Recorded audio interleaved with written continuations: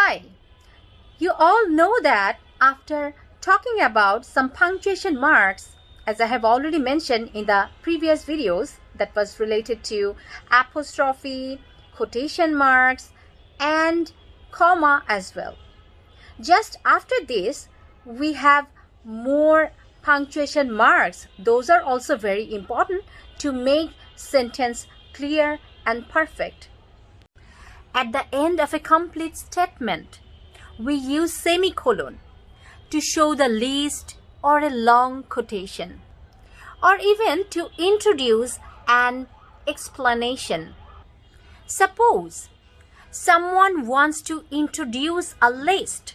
That means in a list, you want to show how many stationery items do you have. So, the complete statement ended to introduce a list. As an example, someone can talk about the list of the stationery items in the bag, or even someone can talk about that he or she some lists regarding the job. Suppose you are talking about your job or the stationery items in your bag. So you can start the sentence like this: the following items are in my bag, colon. Or even if you want to talk about your job list, you can talk like, the following were my previous jobs, colon. Suppose someone worked as a guest lecturer and after that he or she started another job in another sector, or even at another university or even a college level. So name more than 3 or even more than 2 job names. These words, that means the name of the jobs, will be related to comma.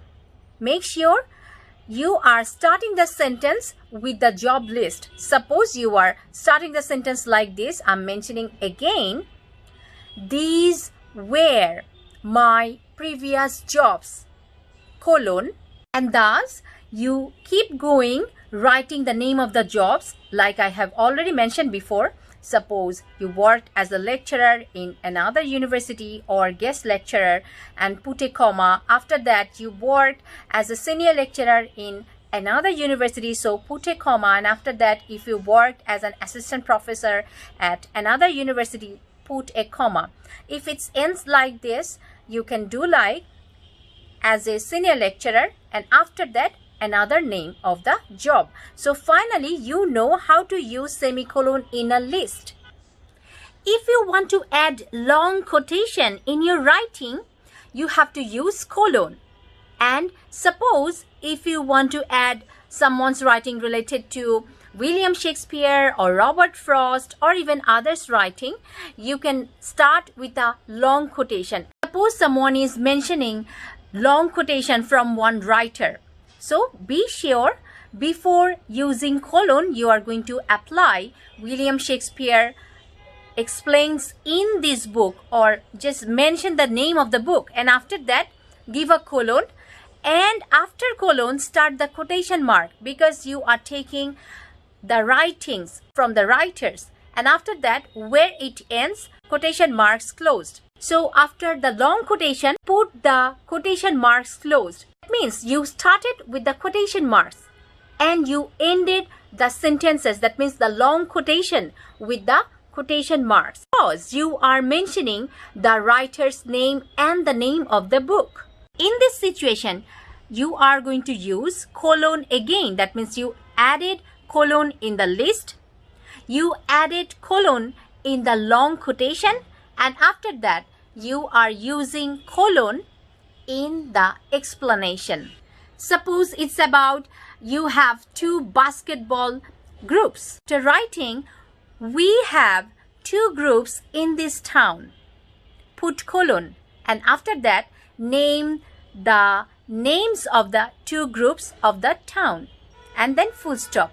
So before mentioning the name of the groups who are living in this town, you are putting colon. Colons are used in list, long quotation, and explanation.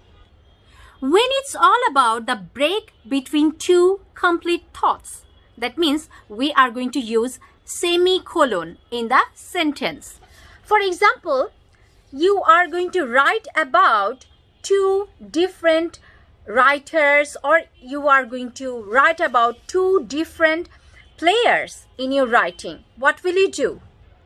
As semicolon is the break between two complete thoughts, you are going to apply semicolon perfectly and clearly to show the break between two complete thoughts. That means you are going to talk about two players or two different writers in your writing. Those who are related to cricket, write their names. That means after writing each name, put a comma, and after that, put semicolon. So firstly, you mention the names of the cricketers, and after putting semicolon, you are mentioning the names of the cricketers, and after that, full stop. So these are all about semicolon. That means this is related to two complete thoughts. The next punctuation mark is dash.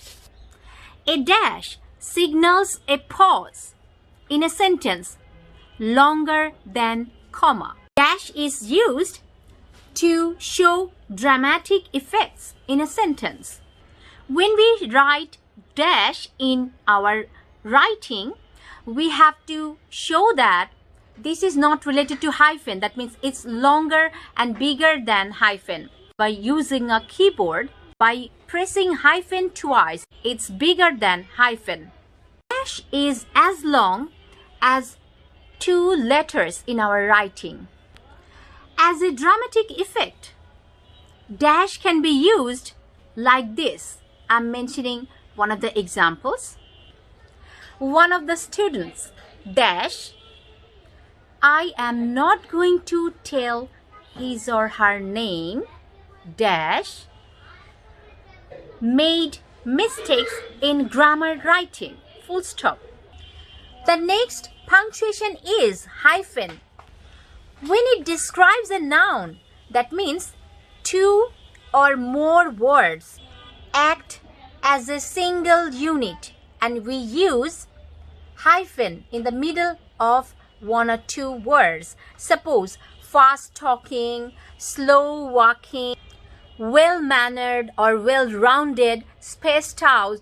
Suppose these words are in your sentence and you are going to apply after well, W-E-L-L, put a hyphen and write mannered. These are related to hyphen. Another thing, this is very important, when we write one word and if it's not completed within one line, we use hyphen. Suppose if you write the sentence, snake is very dangerous. After writing danger, put hyphen and write OUS just from the next starting line. I hope you got my point. That means something you are writing and it's not ended in one line and already you need more space. Suppose you wrote, my friend is walking on the road. Suppose walking, it has not finished in one line. Write walk and then keep hyphen, put hyphen, write ing from the next line and finish the sentence and put a full stop, or whether it's related to question mark or other punctuation marks. But make sure you are using hyphen when you saw that you did not complete or you did not finish your word in one line. There is no need to divide words which is related to one syllable. Finally, the last thing which is related to punctuation marks is parenthesis. In a sentence, we have something which is very related to incidental or which is related to extra information. We are going to use parenthesis in that sentence.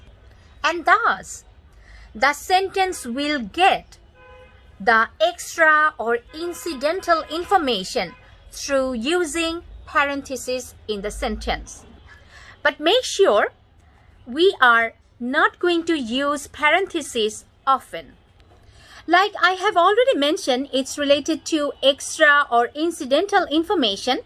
That means you are going to use parentheses in the sentence. If you see it's related to some page's name, that means you are mentioning pages from 122 to 125 and close parenthesis. So you added the page, how many pages you are going to read in the sentence. It's related to the pages number, how many pages you have read, or if you want to add something more information, it's related to parentheses. So add the numbers of the pages in the parentheses. And in another sentence, if you want to add incidental information, suppose it's related to McDonald's or ice cream parlor. So if you want to mention that my favorite place or one of my most important place to visit. So if you want to mention this thing in your writing, keep this important or incidental information in the parentheses. So finally, I hope you will be able to understand other punctuation marks related to colon, semicolon, dash, hyphen, and parenthesis. That's all, everybody. Take care and stay healthy.